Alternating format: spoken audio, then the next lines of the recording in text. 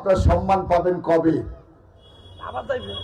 1947 সালে আপনার বিরোধিতা করেছেন, 1971 সালে মুক্তিযোদ্ধার বিরোধিতা করেছেন, 1990 ইরশাদের সময় ইরশাদের সঙ্গে থেকে লাল দিঘির ময়দানে সেদিন বিশ্বাসঘাতকতা করেছেন।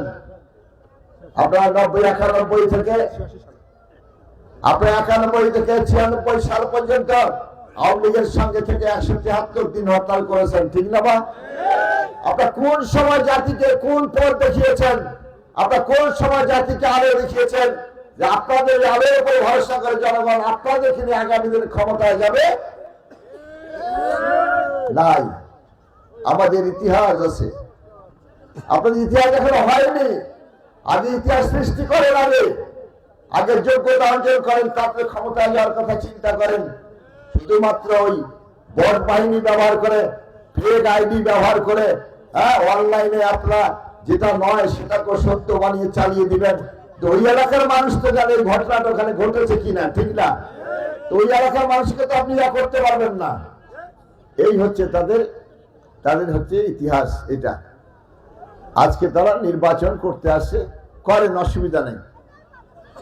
আজকে আমরা বলছি আমরা জনগণকে, জনগণ যদি আমাদেরকে ভোট দেয় তাহলে আমরা জনগণকে ফ্যামিলি কার্ড দিব, জনগণকে কৃষক কার্ড দিব, আমরা মসজিদ মন্দিরের যারা আছেন দেখাশোনা করেন তাদেরকে ভাতা দিব, তাদেরকে ট্রেনিং দিব।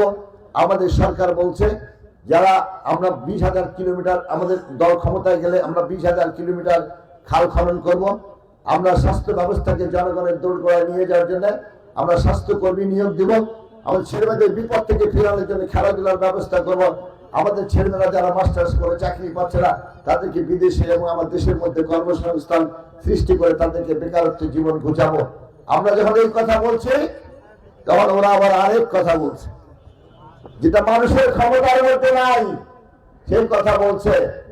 তারা বলছে আমাদের মার্কায় যদি ভোট দেন তাহলে কোথায় যাবেন? জান্নাতে যাবেন। জান্নাত কি মোর বাপের ভাই? জান্নাত কি কারো বাপের? জান্নাত কার? জান্নাতের মালিক কে? জাহান্নামের মালিক কে? জান্নাত জাহান্নামে পাঠানোর একমাত্র ক্ষমতা কার? আল্লাহ। আপনাদের মার্কায় ভোট দিলে যদি জান্নাতে যাওয়া যায় তাহলে যে দেশে এই মার্কা নাই সেই দেশের মুসলমানরা জান্নাতে কি করে যাবে? পারবে? ইন্দোনেশিয়ার মুসলমান কি জান্নাতে যাবে না?